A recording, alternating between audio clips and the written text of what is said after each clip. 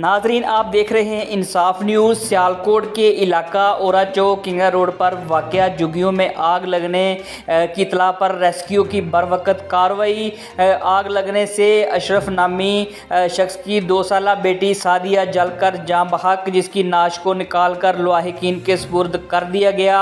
Rescue 1122 ने मौके पर पहुंचकर आग पर काबू पा लिया।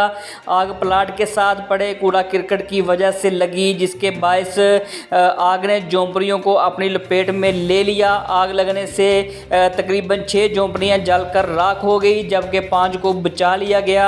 आग के बायस 9 लाख मालियत का सामान जल गया, जबकि 10 लाख का सामान बचा लिया गया। अफसोसनाक खबर से आपको आगाह कर रहे हैं, सियालकोट ओरा चौक किंगरा रोड पर वाक़या झुग्गियों में आग लगने की इत्तला पर रेस्क्यू की बरवकत कार्रवाई शुरू है।